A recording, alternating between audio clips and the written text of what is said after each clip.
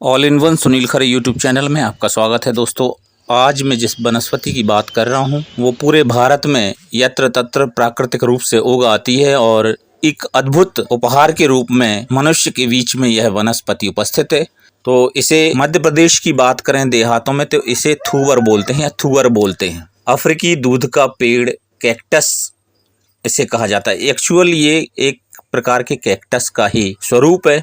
भारत में या पूरी दुनिया की बात करें तो 15-20 प्रकार के कैक्टस पाए जाते हैं। उनमें से एक ये है। इसे अफ्रीकी दूध का पेड़ भी कहा जाता है और कैक्टस का यह एक रूप है। यह पाइनसेटिया का चचेरा भाई है और तकनीक रूप से इसका जो गूदा होता है मांसल होता है और रसीला होता है। इसे सावधानी से हमें संभालना होता है। इसके पत्तों को तोड़ें या इसके डंठल को तोड़ेंगे तो इसमें एक सैप निकलता है, एक दूध या पदार्थ निकलता है जो थोड़ा सा तीखा होता है या यूं कहें कि कॉस्मेटिक होता है। और ऐसी स्थिति में वो यदि आपकी त्वचा में लगता है तो वो जलन पैदा कर सकता है। आपका अफ्रीकी दूध का पेड़ दशकों तक पनप सकता है यदि आप इसे अच्छी तरह से बहने वाली मिट्टी में डालते हैं और इसे महीनों में 2 बार पानी देते हैं तो ये कई वर्षों तक चलता रहता है। और बरसात में इसके तनों को यदि आप काट काट के लगा सकते हैं तो ये तुरंत जो है उससे इसकी शाखाएं निकल के और एक पेड़ का रूप धारण कर लेता है। ये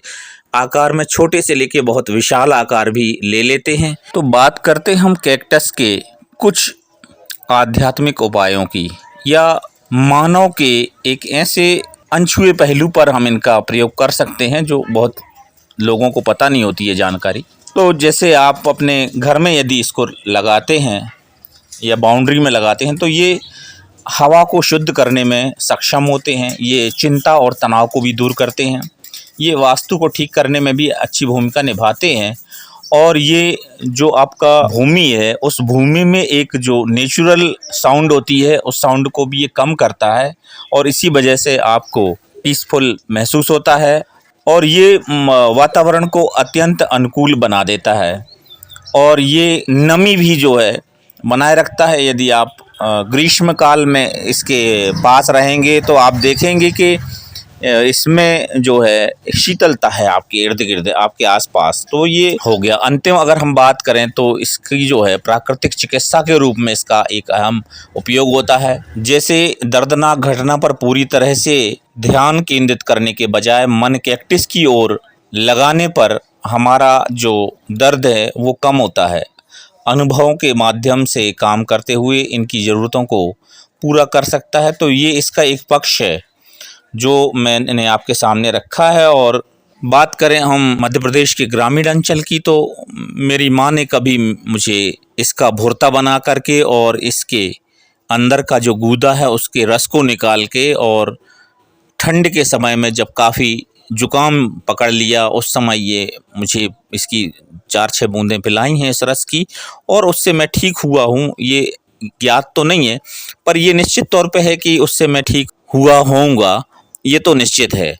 तो कई लोगों से मैंने संपर्क किया तो ये नुस्खा जो है जो बुज़ुर्ग माताएं हैं उनके पास ये शुरू से रहा है और प्राकृतिक रूप से इस नुस्खे को वो लोग आजमाती रही हैं अपने बच्चों पर और बड़े बूढ़ों पर। और इसका दूसरा जो एक रेसिपी के रूप में यूज़ होता है तो ये मैं आपको इस वीडियो के माध्यम से बता रहा हूँ।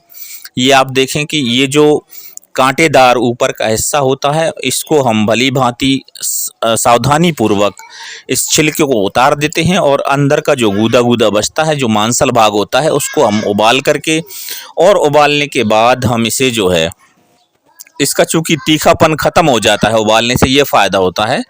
और उबालने के बाद फिर हम इसको मट्ठे में या फिर जो छाछ होती है उसमें हम इसे फ्राई कर लेते हैं। तो जिस तरह से हम छाछ फ्राई करते हैं या मट्ठा फ्राई करते हैं तो इसको हम फ्राई करने के बाद और फिर जब इस छाछ के साथ लेते हैं तो एक बहुत ही महत्वपूर्ण औषधि के रूप में ये काम करने लगता है क्योंकि इसमें जो है इसकी जो तासीर है वो गर्म होती है तो ये मट्ठा के साथ समशीतोष्ण हो जाता है और ऐसी स्थिति में मानव के लिए जो है सेहतमंद हो जाता है।